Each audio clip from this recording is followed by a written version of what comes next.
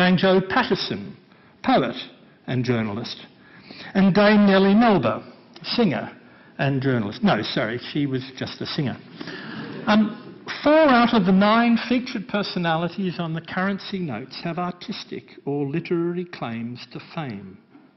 And who, by the way, you may be thinking are the other 5 who are featured on the currency notes? Well, coming in at $100 is General Sir John Monash. At $50, Edith Cowan, Australia's first female parliamentarian, and both of those have now actually become universities.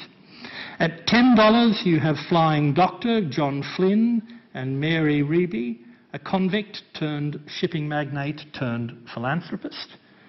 And at an absolute snitch of $5, Her Majesty the Queen. The balance of 5 women as against 4 men would, I suggest, not be found on too many currencies around the world. But note that there wasn't a sportsperson in sight.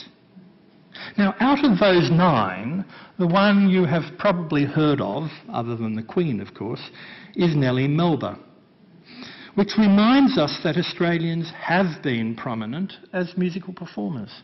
Think also of the late Sir Charles Mackerras.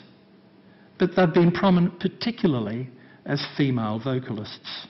Let's not forget the recently departed Joan Sutherland, but also the indefatigable Kylie Minogue. But what of composers?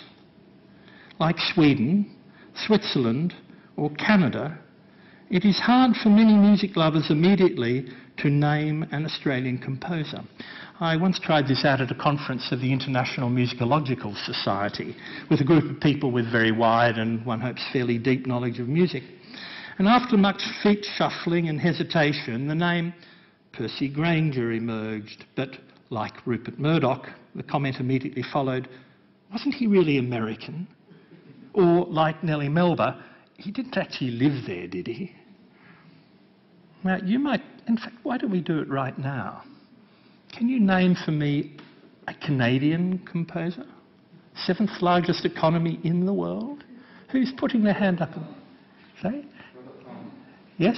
Anyone else? Okay, anyone else? I make my point.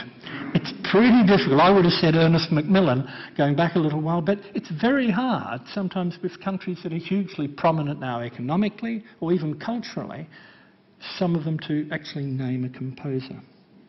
So who was Percy Grainger? Was he Australian? Was he any good as a composer?